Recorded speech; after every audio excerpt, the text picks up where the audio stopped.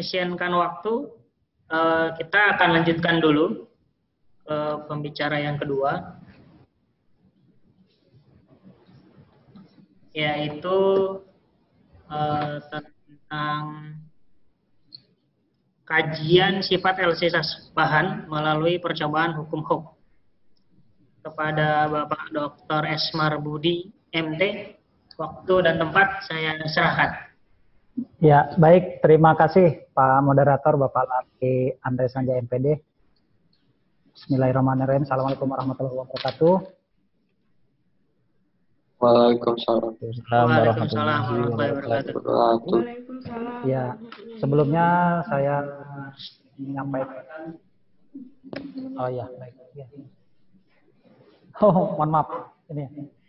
Ya, mohon maaf. Sebelumnya saya menyampaikan tadi Bapak Budi Susila itu memang kalau di kita itu di fisika itu adalah mbahnya fisika ya. Jadi jadi nggak kalah sama ahli-ahli yang lain yang tadi ada lampu ada sebagainya. Jadi itu memang mbahnya fisika ya. Kalau saya sendiri mungkin nanti saya singkat ya, nanti paparan yang selanjutnya mungkin nanti akan dibantu oleh baik itu tenaga laboran kita maupun dengan mahasiswa. Jadi di sini materi yang akan saya sampaikan itu judulnya itu adalah kajian tetapan elastisitas melalui percobaan laboratorium hukum Hooke untuk pembelajaran fisika. Sebelumnya kami sampaikan ucapan terima kasih atas kerjaan dari anak-anakku, siswa dan juga mahasiswa. Tapi memang mayoritas dari siswa ya. Jadi selamat datang, perkenalkan saya Esmar Budi dari Prodi Pendidikan Fisika FMIPA Universitas Negeri Jakarta. Ya. Terima kasih sudah berkenan untuk bergabung, berpartisipasi. Mudah-mudahan kegiatan ini ada manfaatnya buat kita semua. Baik, mungkin satu hal yang bisa saya sampaikan bahwa kajian ini adalah sebetulnya ingin sedikit menunjukkan bahwa kegiatan pembelajaran di laboratorium itu aspek yang kita harapkan hasilnya itu sebetulnya bisa beyond. Maksudnya bisa mencapai di luar dari scope atau di luar dari panduan yang ada di dalam percobaan fisika dasar tersebut ya. Contohnya seperti yang judul di sini. Ini adalah percobaan laboratorium hukum Hooke. Hukum Hooke kita di sekolah juga sudah kita dapatkan. Yang paling sederhana itu menggunakan pegas gitu kan. Dari situ kemudian kita bisa menentukan tetapan pegasnya, ya kan? Nah, tetapan pegasnya itu kemudian kalau kita lihat kembali bahwa sebetulnya tetapan pegas itu juga terkadang sering kita sebutkan elastisitas adalah kaitannya dengan elastisitas pegas gitu ya. Jadi kalau semakin elastis ya pegas tersebut akan kalau bahasa umumnya itu semakin mudah terenggang gitu ya, akan semakin mudah terenggang. Kalau yang elastisnya kecil ya dia akan semakin sulit untuk terenggang ya. Dan setiap bahan ya bahwa pegas tersebut terbuat dari suatu bahan katakanlah kita sebut sebagai kawat. Nah, maka setiap bahan padatan salah satunya itu adalah kawat, dia memiliki nilai elastisitas ya. Nilai elastisitas suatu bahan itu tentunya tidaklah sama dengan tetapan pegas gitu ya. Kalau tetapan pegas itu nanti bisa kita lihat dia akan juga bergantung pada geometri dari pegas tersebut, misalnya panjang pegas, kemudian lilitan pegas ya, selain dari diameter bahan pegas itu sendiri ya. Jadi dengan percobaan ini, dengan percobaan di laboratorium baik itu fisika ya, baik itu di tingkat sekolah maupun perguruan tinggi tingkat 1,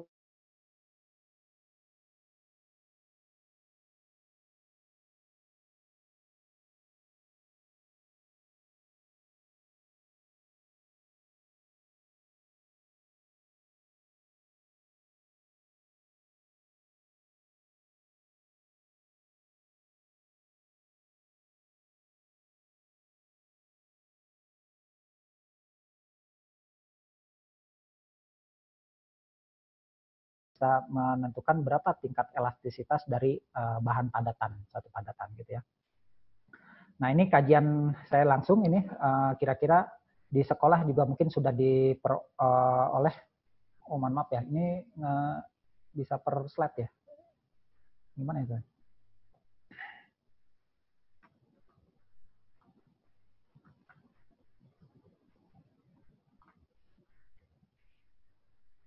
Ya.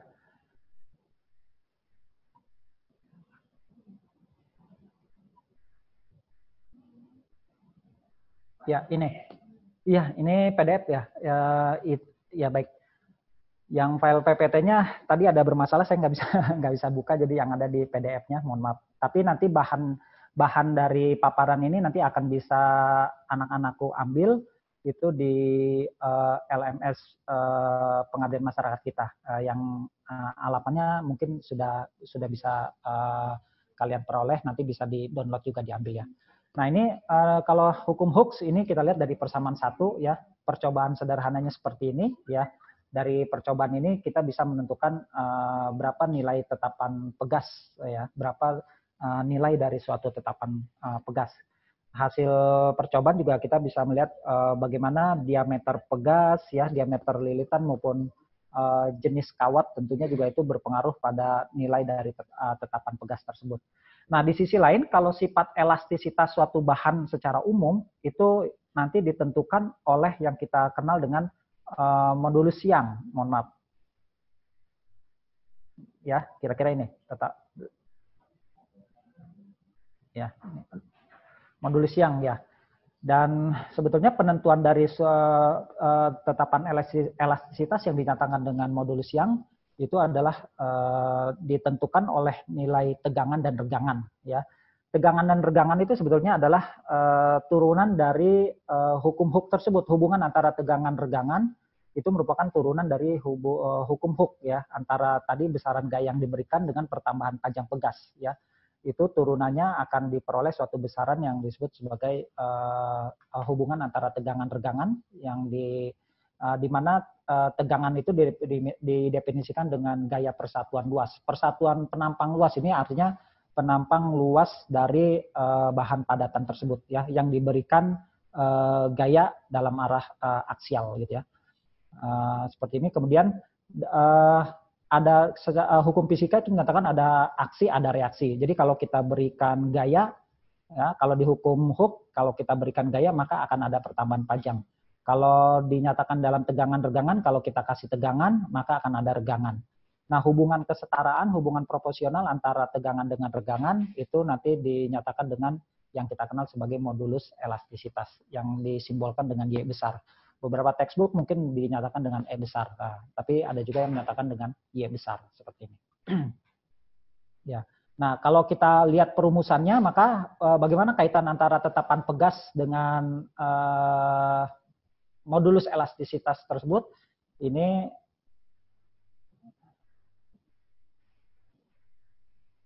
nah, kira-kira nanti hubungannya nih bisa dinyatakan dengan persamaan 5 ya. Persamaan 5 tadi dari kita lihat kaitan antara hukum Hooke dalam percobaan tetapan pegas, kemudian penentuan modulus elastisitas dengan menentukan atau mengukur besar tegangan dan regangan, maka berdasarkan kalkulasi matematis maka akan kita peroleh hubungan persamaan 5 seperti ini, di mana K sebagai tetapan pegas, kemudian Y di sini sebagai modulus elastisitas. Jadi dari persamaan 5 ini kita bisa melihat bahwa ternyata memang ada kaitan antara tetapan pegas dengan sifat elastisitas bahan pegas tersebut. Yang sifat elastisitas bahan pegas tersebut dinyatakan dengan modulus elastisitas yang disimbolkan dengan huruf Y besar gitu. Sementara A ini adalah diameter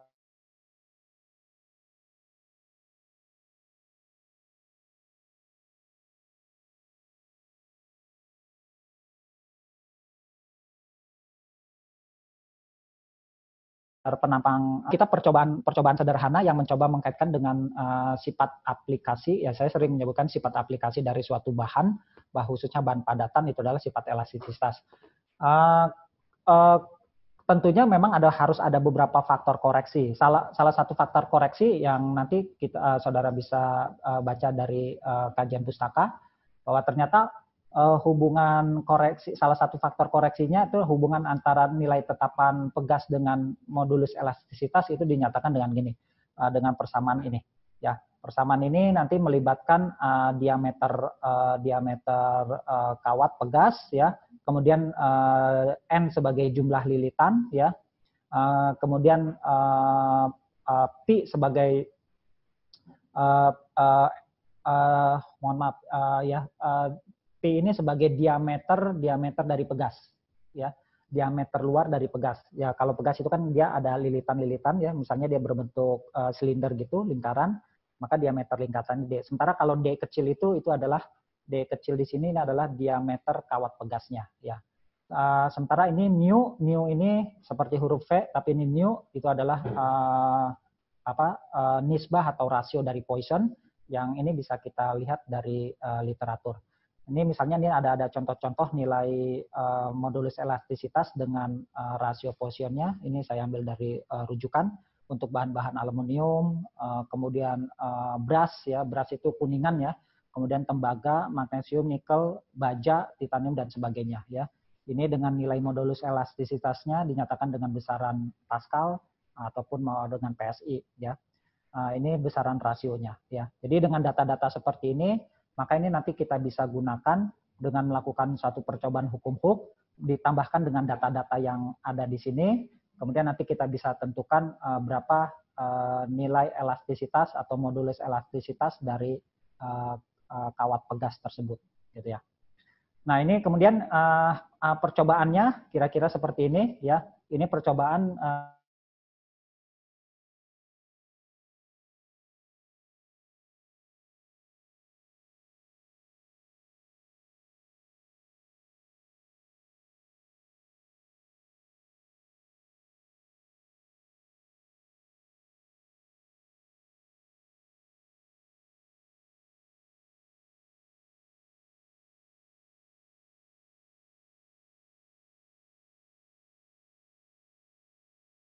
pertambahan panjang. Hubungan antara F dengan gaya yang diberikan dengan pertambahan panjang pada pegas, maka kita akan dapatkan suatu nilai tetapan pegas. Di sini kita gunakan dua buah pegas. Secara ini bahannya itu adalah sama, hanya diameter pegasnya yang berbeda. Yang satu kira-kira diameternya adalah 0,8 cm, yang pegas yang kedua itu kira-kira 1 cm. Gitu. Panjang pegasnya kira-kira 6,5 cm. Jadi artinya geometri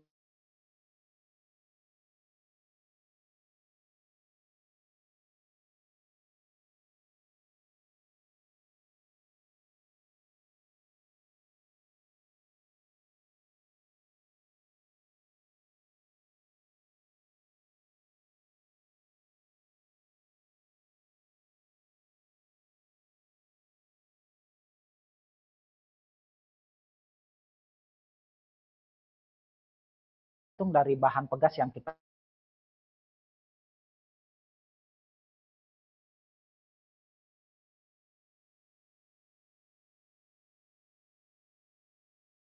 gunakan. Ini saya pilih dengan nilai 0,3, gitu ya. Kemudian dari literatur juga dari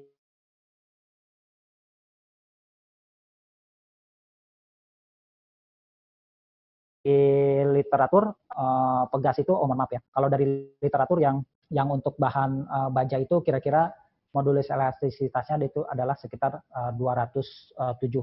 Nah, dalam percobaan ini memang yang kita peroleh itu adalah tetapan elastisitas yang kita peroleh itu adalah sekitar 100, datanya di sini, ya.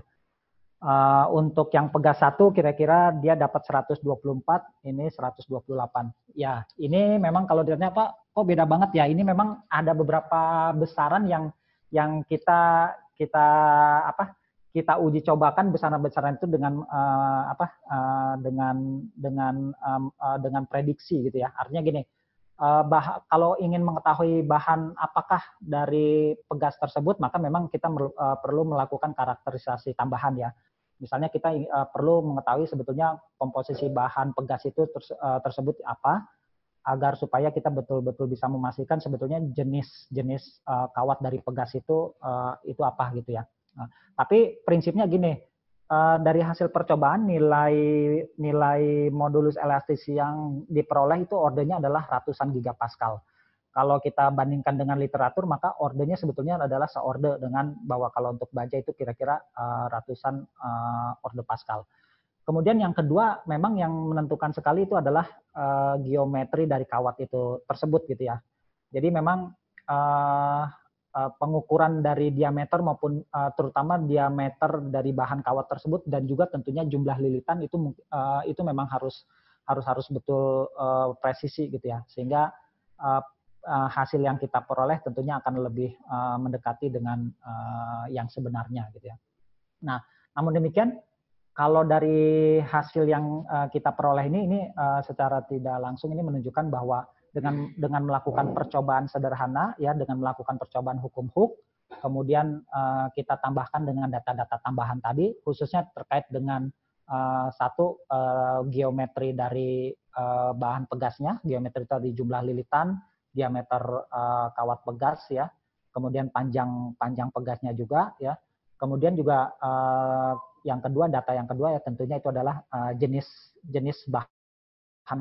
bahan pegas tersebut memang harus dipastikan itu apa, dan untuk menentukan kepastian jenis bahan kawat itu memang harus kita lakukan pengujian lanjutan terkait dengan komposisi bahan. Apakah dia masuk dalam kawat? Kawat itu macam-macam, bisa ada dia kawat baja itu kan nanti ada campuran-campuran tertentu yang tentunya akan berpengaruh pada nilai elastisitasnya.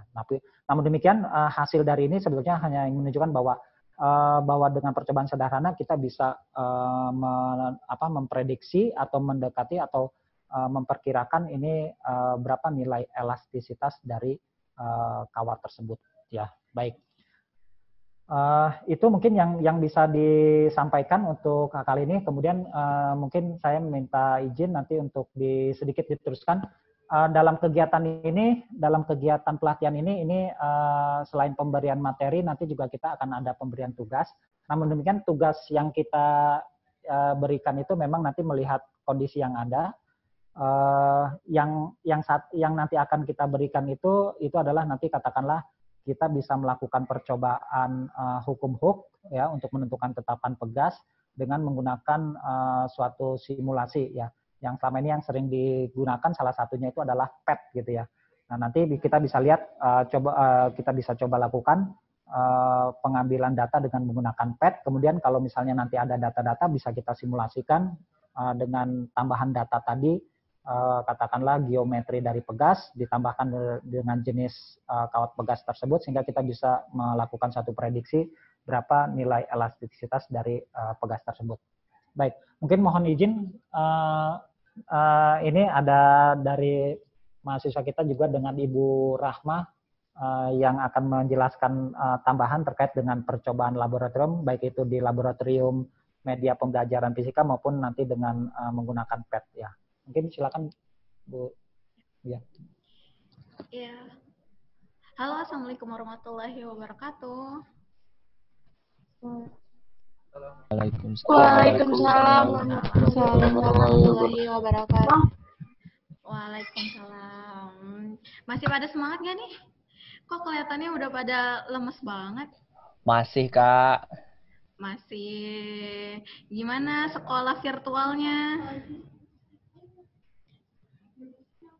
Alhamdulillah, aman-aman. Alhamdulillah, banyak tugas ya? Banyak. Ya udah, nanti abis ini bisa dikerjain lagi.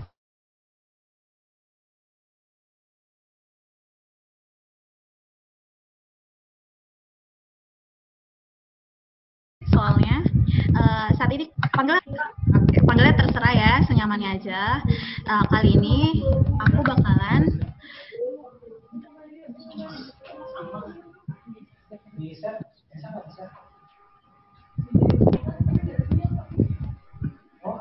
sebentar ya.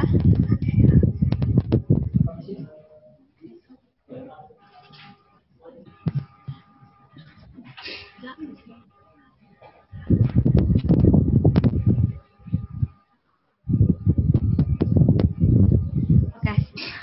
Kedengaran semuanya? Kedengeran, Kak. Dengeran, Kak. Kedengeran ya? Halo, Kak. Halo, mohon maaf ya, ada kendala sedikit. Masih semangat nggak nih?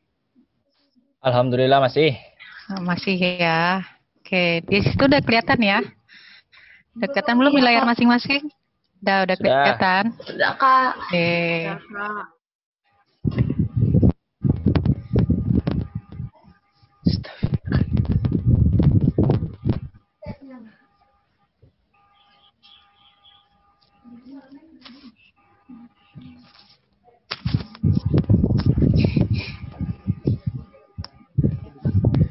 Oke, kita lanjutkan ya.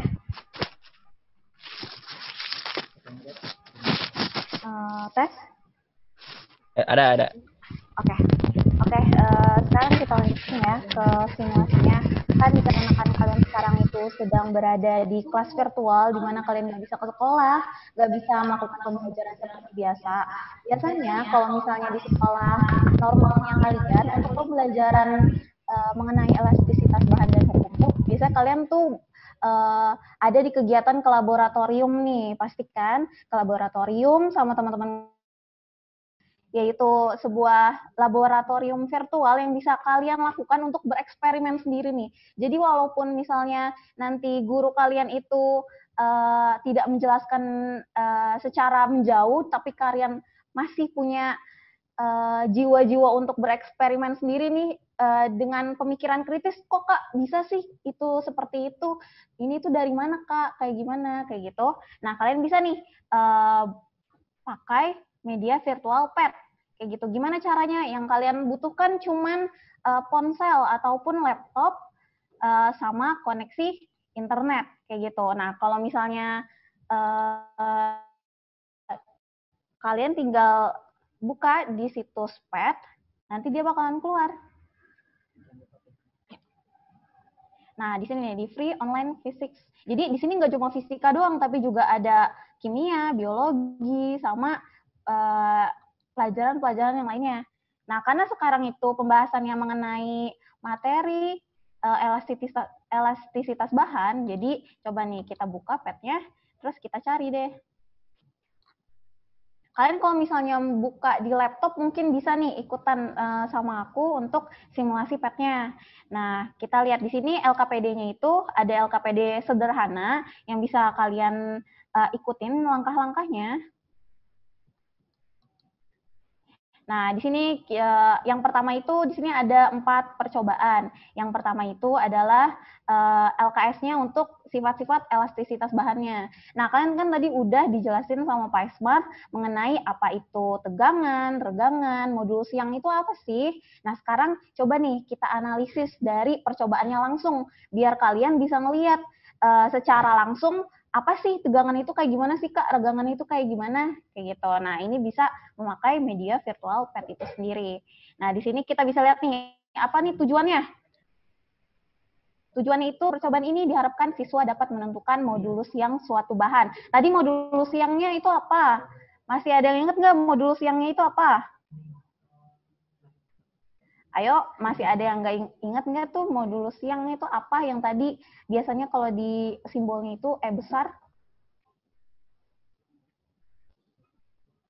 Nah, jadi kalau misalnya modulus yang itu adalah angka yang menggambarkan tingkat elastisitas suatu bahan. Jadi kalau setiap suatu bahan tuh pasti punya tingkat elastisitasnya sendiri-sendiri. Semua benda pasti punya tingkat elastisitasnya masing-masing, kayak gitu. Nah, di sini nih kita bakalan melakukan percobaan untuk melihat modulus yang suatu bahan itu seberapa banyak ya, kayak gitu. Nah, ini teori yang tadi sudah disampaikan sama Pak Ismar. Sekarang kita menuju mapnya nih. Tadi katanya di sini ditulis buka pet simulation, nanti akan muncul seperti ini. Terus kita ketik pada kotak pencarian itu mass and spring. Coba. Kita buka ya. Nah, kita langsung search nih. Mass and spring. Nih. Nah, lalu kalian bisa langsung aja nih pencet. Klik 2 dan akan langsung menuju ke simulasinya. Nah, simulasi PET ini tuh seakan-akan sebagai laboratorium pribadi kamu nih. Jadi kamu terserah mau eksperimen apapun mengenai materi ini tanpa takut nanti ada sesuatunya lah, atau ada barang yang hilang lah, pegasnya udah enggak elastis lah. Jadi di sini udah yang paling lengkap. Nah, bisa kita langsung ke intro. Nah, di sini adalah tampilan awal ketika kalian ingin melakukan simulasinya. Jadi di sini udah ada bahannya sendiri, ada yang 250 gram, 100 gram, 50 gram, atau misalnya di sini dia ngasih fasilitas kalau misalnya kita nggak tahu nih berat dari bendanya itu berapa. Nah, lalu di sini ada pegas 1 sama ada pegas 2 yang bisa kita lihat nih, besar penampangnya itu berapa. Semakin besar bisa, kecil juga bisa, yang mana nanti bakalan mempengaruhi. Dia itu elastisitasnya seberapa besar ya, kayak gitu. Nah, ini bisa kalian atur-atur sendiri nih. Terus di sini bisa kalian pencet natural length-nya, yang mana di sini adalah panjang awal daripada pegasnya sendiri. Bisa dilihat ya, ada panjang awal nih warna biru-biru. Kemudian nanti ini bakalan equilibrium position-nya ketika dia udah dipakein ban. Nah, sekarang kita mulai nih. Ketika kalian disuruh mandiri melakukan percobaan secara mandiri pakai PET, jangan takut karena biasanya di percobaan LKPD PET pasti udah dikasih tahu langkah-langkahnya nih. Nah, terus di sini ada dibilang nomor 4, ukur panjang mula-mula pegas, kemudian catat pada tabel hasil pengamatan. Tabel hasil pengamatan ada di sini nih. Nih, L0-nya itu adalah sebagai panjang awal dari pegasnya. Kita buka lagi dan kita hitung panjangnya. Ada di sini nih. Di sini kita punya penggarisnya sendiri. Kita hitung nih dari atas ini sampai ke bawah. Ini berapa? 46 ya. 46 lah. 46 cm. Nanti kalian bisa nulis, kalau udah kalian tulis di sini. Di sini, di pegas 1-nya, ini pegas 2 atau pegas 3. Pegas 1-nya kalian nanti tulis di sini. Masanya bisa kalian coba nih. Untuk dia, kan ini sama dua-duanya, panjang awalnya. Yang satu misal kakak mau coba dia, yang 250 gram.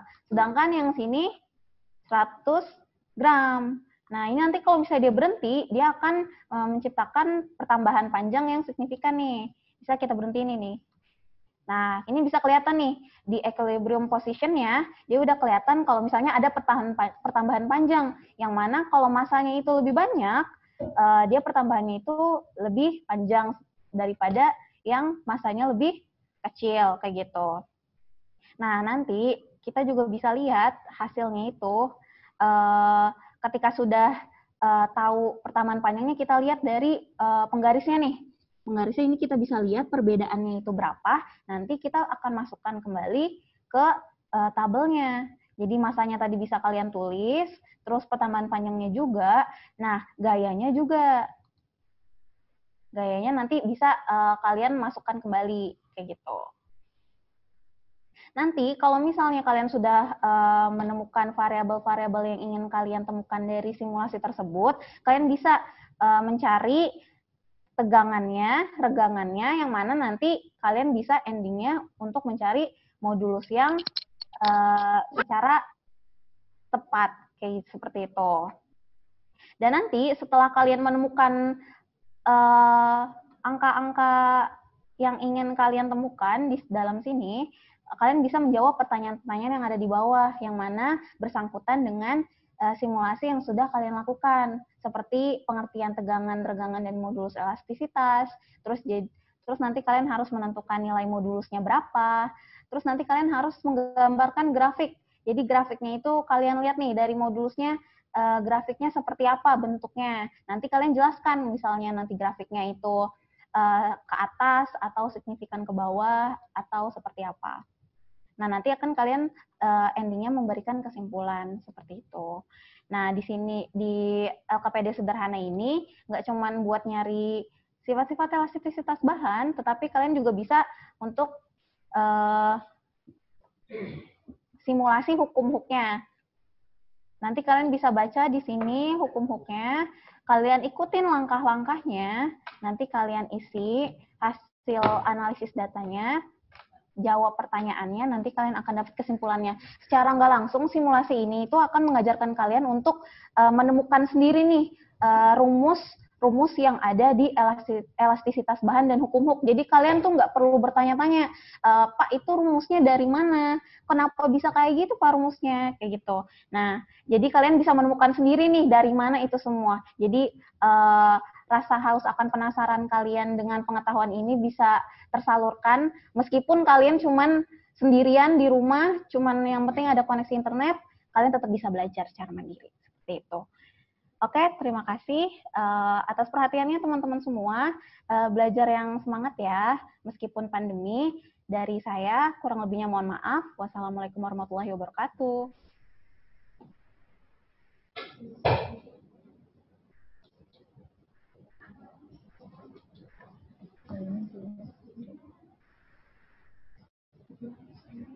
Kalau kecilin dulu. Kalau kecilin beda ya.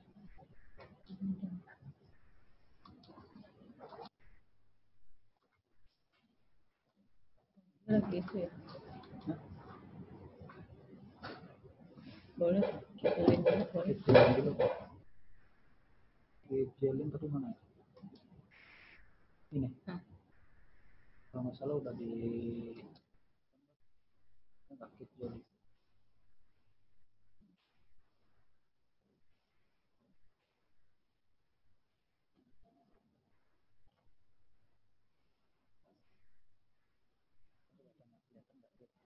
Halo semuanya. Halo. Halo. Hai. Kalian halo adik-adik semua. Halo Kak. Halo. Halo Bu. Ya. Karena videonya lagi sedang loading, di sini akan dijelaskan dulu ya tentang percobaannya. Nah, udah kelihatan semua belum? Udah kelihatan semua belum? Sebentar. Filenya sudah terlihat semua. Judulnya Bandul Sederhana. Nah, oke. Nah, untuk kali ini saya akan menjelaskan untuk praktikum yang akan kalian lakukan ini memakai alat dan bahan sebagai berikut. Yang pertama adalah PTT Control, kemudian pendulum, yang ketiga adalah sensor suhu, yang kelima adalah double clamp, yang keenam adalah software Science Studio. Nah, ini adalah alat-alat yang kami pakai untuk melakukan percobaan bandul sederhana. Kemudian kita lanjut kepada bagaimana sih kegiatan eksperimen yang dilakukan. Nah, yang pertama itu adalah langkah kerjanya. Yang dilakukan itu adalah menjalankan program dan kalibrasi. Di sini kita menjalankan program Science Studio pada komputer yang telah diinstal. Jadi kalian kalau mau menjalankan praktikum ini harus menginstal dulu software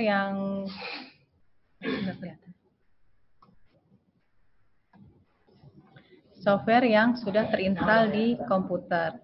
Kemudian yang kedua adalah tepatkan sensor pada sumbu Y. Ketika program sudah dibuka, maka tepatkan ikon sensor pada sumbu Y dan beri nama dengan simbol theta. Untuk menemukan simbol, kalian bisa menekan F12. Kemudian set minimal derajat itu 45 dan maksimalnya 45.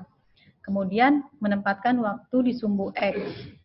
Nah, di sini tempatkan ikon waktu pada sumbu X dengan durasi 20 second dengan point number 301. Kemudian langkah yang keempat adalah simpangkan pendulum. Nah, seperti tadi yang sudah kalian dengarkan dan lihat dengan teorinya, untuk melakukan satu getaran periode, kalian harus menyimpangkan pendulum atau yang tadi seperti contohnya itu misalnya jam yang jarumnya itu bergoyang. Nah, itu kan ada simpangannya berapa derajat yang disimbolkan dengan theta. Kemudian klik start, kemudian beri nama eksperimen. Nah, di sini dalam eksperimen ini kalian juga bisa mendapatkan hasil grafik dan mencetak grafiknya. Kemudian kalian juga bisa menyimpan filenya dengan folder yang akan kalian beri nama kelompok. Nah, di sini kalian juga bisa mengulangi langkah tersebut dengan merubah simpangan pada bandul. Nah, di sini adalah tabel observasinya. Di sini saya akan jelaskan. Yang berubah itu adalah sudut simpangan. Kalian bisa memakai sudut 4, 6, dan 8 derajat. Nah, di sini kita akan melihat nih, dalam waktu 20 second, getaran yang dihasilkan itu grafiknya seperti apa. Bila tadi dijelaskan bahwa getaran itu akan mempunyai redaman, yang dimana getaran tersebut lama-lama akan semakin kecil dan hilang. Nah, di sini kita akan melihat perbedaan grafik redaman pada sudut derajat 4, 6, dan 8. Seperti itu. Nah, di sini selanjutnya, pada saat evaluasi, kita akan membuktikan nih bagaimana hubungan perubahan sudut terhadap waktu berdasarkan grafik yang kalian dapatkan. Yang kedua adalah bagaimana perbedaan grafik yang didapatkan pada masa yang berbeda. Oke, selanjutnya kita akan melihat videonya.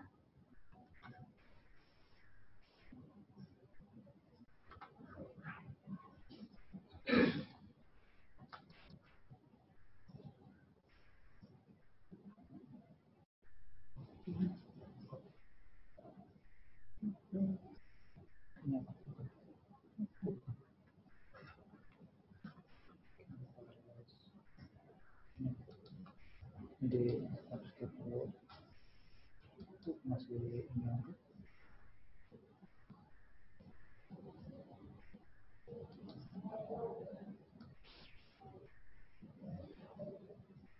Videonya tadi masih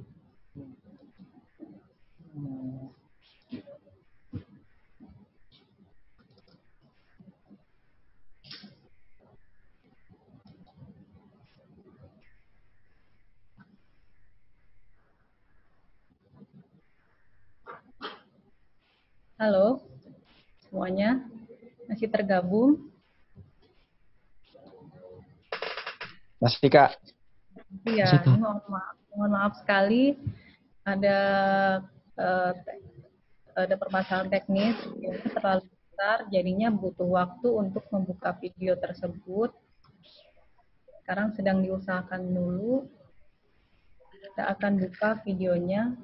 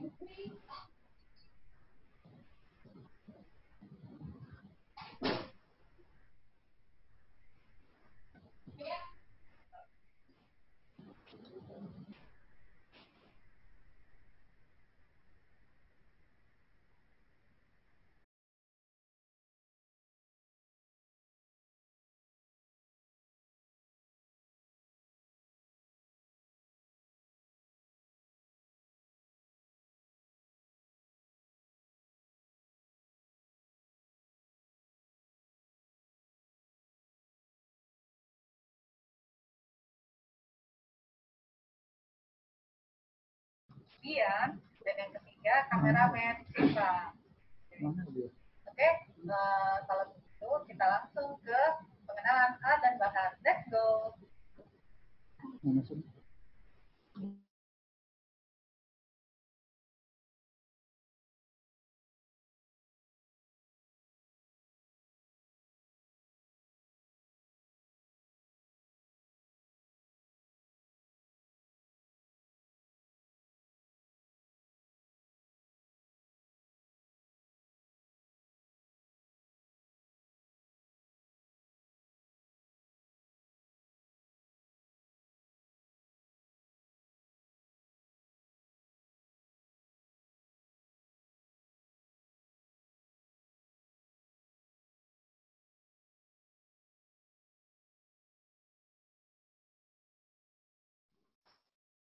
Halo adik-adik.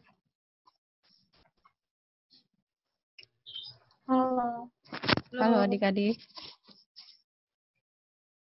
Halo Bu. Halo. Kak. Halo.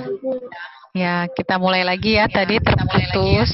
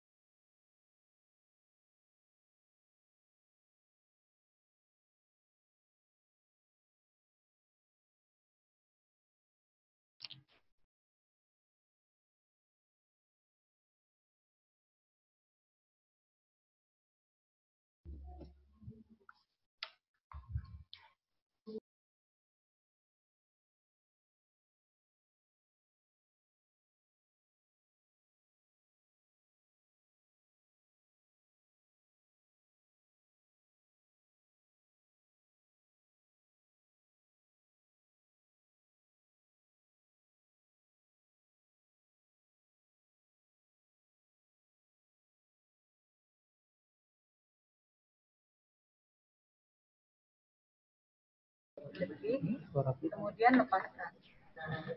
Saat ini bertujuan untuk kalibrasi pengukuran pada sensor sudut.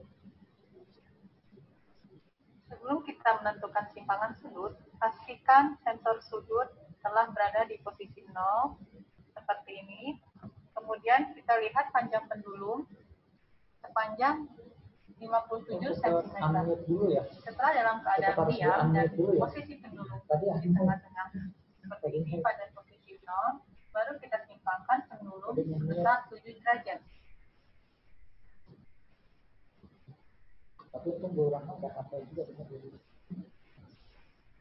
Setelah kita simpangkan pendulum 7 derajat, kita lepaskan pendulum secara perlahan.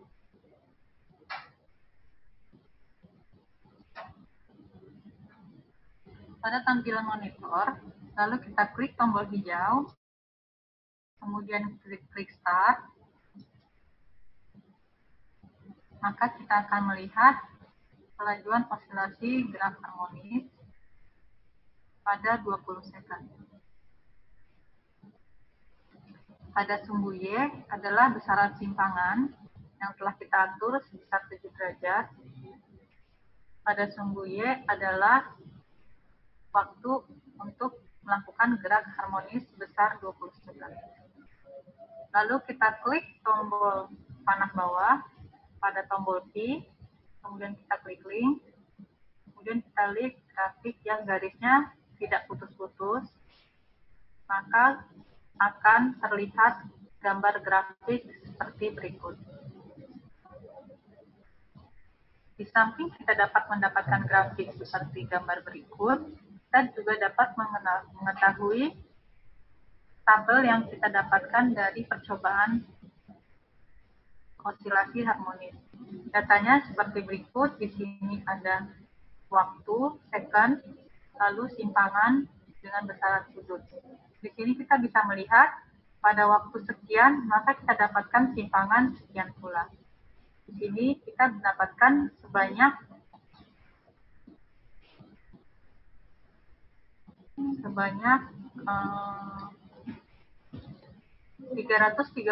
data dalam jeda 20 second. Dengan melakukan percobaan seperti tadi, kita telah melakukan 4 kali percobaan, yaitu besaran simpangan 3 derajat dengan hasil grafik seperti berikut, lalu besar simpangan 5 derajat dengan hasil grafik seperti berikut, kemudian besar simpangan 7 derajat sebagai grafik seperti berikut, lalu yang terakhir besar simpangan 10 derajat. Jika kita gabungkan semuanya menjadi seperti ini, terlihat perbedaan simpangan yang dilihatkan grafik dengan gambar dengan warna yang berbeda. Dengan selang waktu semuanya sebesar 20 second. Demikianlah eksperimen kali ini dengan judul kajian koefisien redaman melalui percobaan laboratorium osilasi harmonis untuk pembelajaran fisika. Jangan lupa like, subscribe, dan share ya untuk teman-teman kalian lainnya. Semoga bermanfaat. Oke, halo.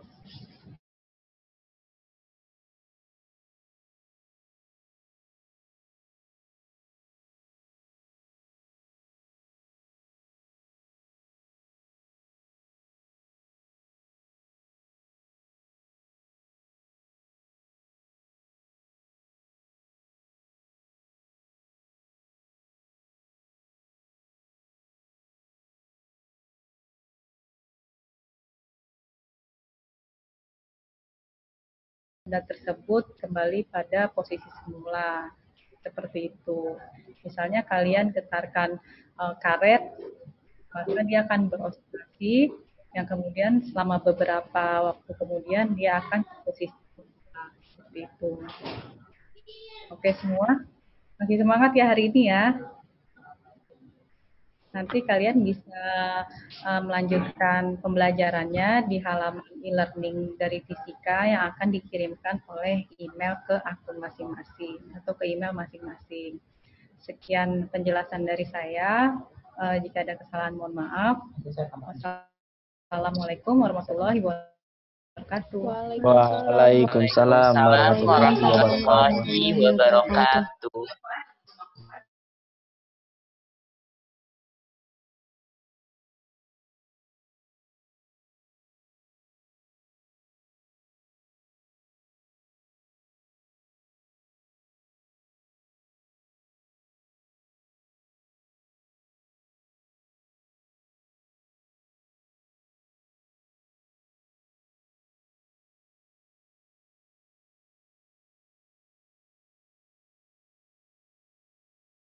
Maka dari situ kita akan bisa menentukan penurunan amplitudo, nah nanti dari situ kita akan bisa menentukan koefisien redaman. Jadi kita melakukan osilasi harmonis sederhana, tapi kita juga bisa menentukan osilasi harmonis teredam gitu. Jadi dalam satu percobaan kita bisa menganalisis dua besaran fisis gitu. Yang pertama osilasi bebas, yang kedua osilasi redaman.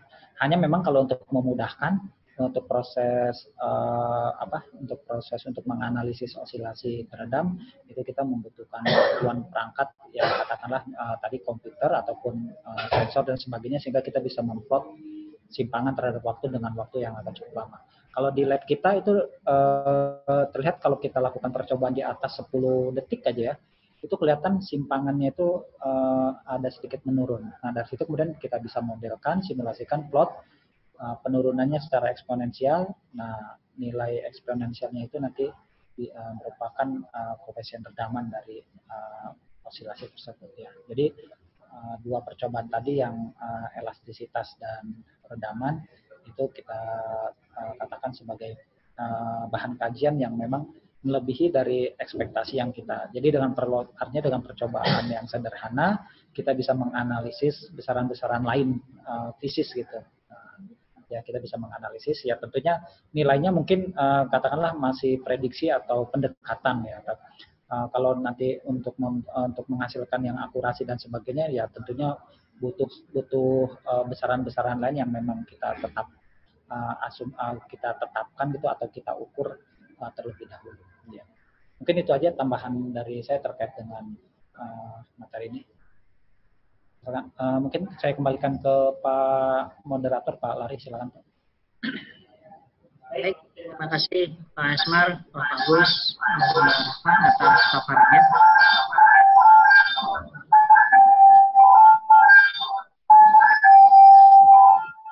Untuk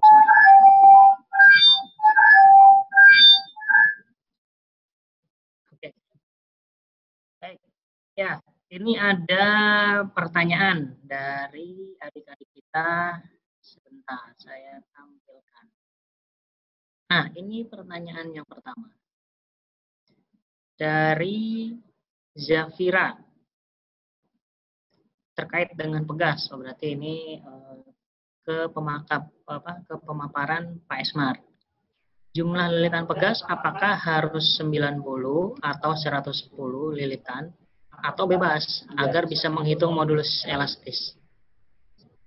Baik, kalau secara sebetulnya kalau secara teori itu tidak ada batasan ya. Artinya kita bisa melakukan pada pegas yang jumlah lilitannya 90 ataupun 110. Tadi yang disampaikan dia jumlah lilitan 90 dengan 110 itu adalah kasus pada pegas yang kita miliki gitu. Yang kita miliki jumlah lilitan pegas itu ada dua macam pegas. Pegas satu jumlah lilitannya itu adalah 90 dan pegas yang kedua 110. Jumlah lilitan yang berbeda itu karena memang diameter kedua pegas tersebut yang berbeda ya. Jadi kalau yang 90 itu diameter lilitannya itu kira-kira 0,8 cm ya. Kemudian sementara kalau yang 110 itu adalah yang sekitar 1 cm. Jadi jumlah lilitan kalau dari kajian-kajian yang dilakukan itu berpengaruh pada penentuan nilai modulus elastisitas.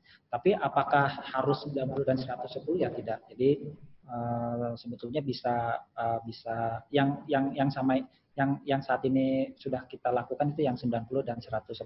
Tapi memang sebetulnya ini pertanyaannya juga cukup menarik ya. Artinya apa yang saya sampaikan juga apa yang menjadi pertanyaan ini sebetulnya mungkin memang harus dicoba gitu.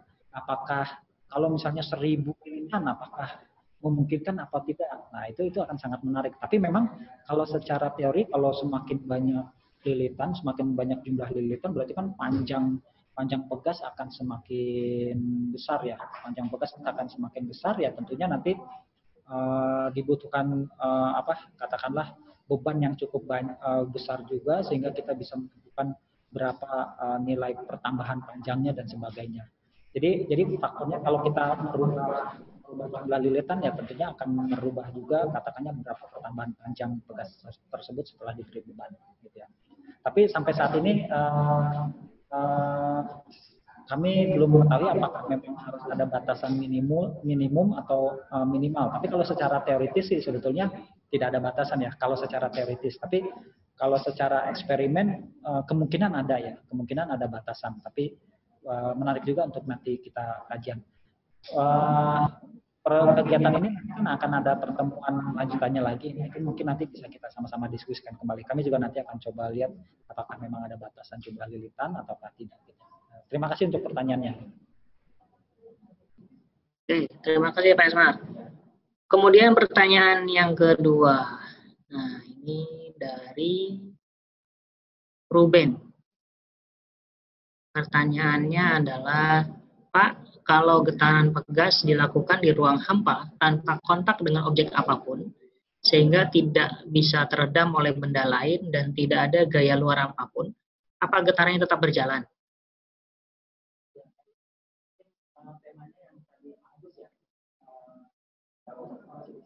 Kemute, Pak. Baik, ini pertanyaannya mungkin yang tadi tema yang redaman ya. Agus masih di sini? Baik. Baik, kalau kita mungkin saya mau pilih Pak Agus.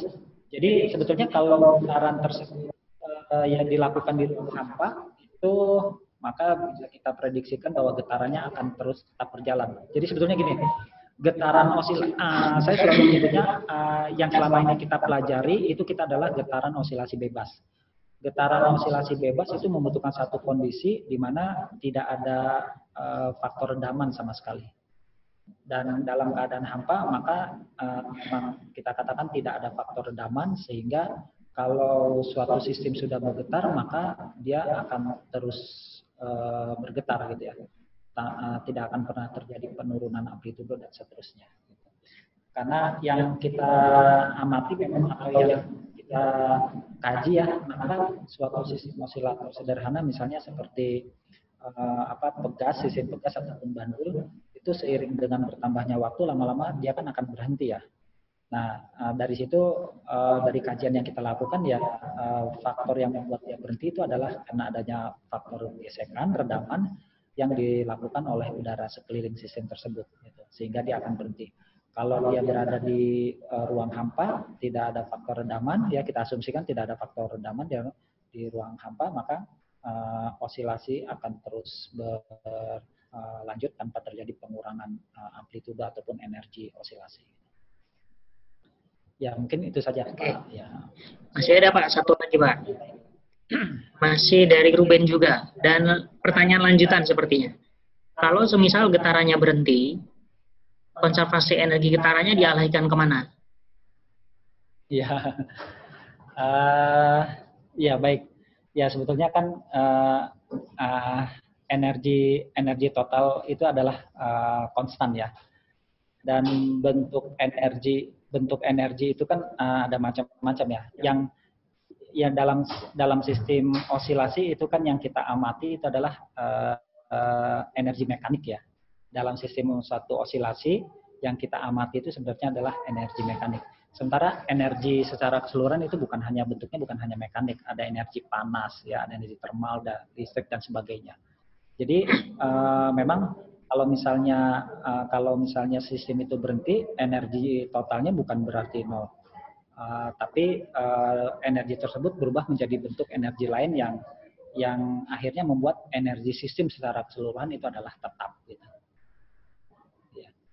Jadi biasanya gini, apakah ya sederhananya gini, kenapa sih lama-lama osilasi itu teredam berhenti? Ya kalau secara teori bisa kita katakan karena dia terjadi gesekan dengan udara. Setiap yang peristiwa gesekan itu ada istilahnya peristiwa disipasi, ada efek panas dan sebagainya. Jadi memang energi dari osilator tersebut katakanlah sedikit demi sedikit dia berubah menjadi energi panas gitu ya, misalnya akibat gesekan antara sistem osilator dengan udara sekeliling. Sehingga semakin lama energi mekaniknya semakin habis sehingga dia berhenti. Bukan berarti nanti energinya jadi nol, tapi energinya tersebut berubah menjadi energi dalam bentuk lain. Sehingga total semesta energi itu tetap konstan, tidak hilang. Kan sesuai dengan hukum kekekalan energi. Energi tidak dapat diciptakan dan tidak dapat dimusnahkan gitu.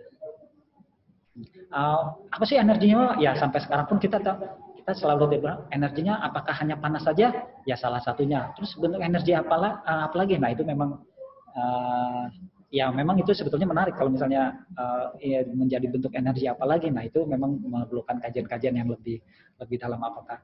Tapi biasanya gini, ya udah pokoknya kita katakan bahwa energi tersebut berubah menjadi energi bentuk lain. Yang paling mudah yang kita pahami selama ini adalah bahwa kalau misalnya ada terjadi gesekan maka energinya tersebut berubah menjadi panas disipasi, ya sehingga akhirnya energi mekaniknya itu menjadi bukannya hilang tapi dia berubah menjadi energi panas. Ya mungkin itu yang jawaban dari saya. Terima kasih. Oke, terima kasih pemaparannya Pak Esmar. Ya. Ya. Sama. Oke adik-adik, yang belum absen diharapkan supaya mengisi link absen karena kaitannya sama. Nah, ini sudah saya tampilkan di layar di layar adik-adik sekalian. Ini adalah e-learning untuk P2M Fisika atau kegiatan kita. Jadi kegiatan kita ini masih akan terus berjalan sampai dengan nanti penutupan tanggal 12 September. Ini nanti tanggal 12 September kita ketemu lagi adik-adik untuk pembahasan lebih detail, lebih banyak. Nah, sambil menunggu tanggal 12 September itu, adik-adik nanti bisa login di LMS atau di web ini, ya kan?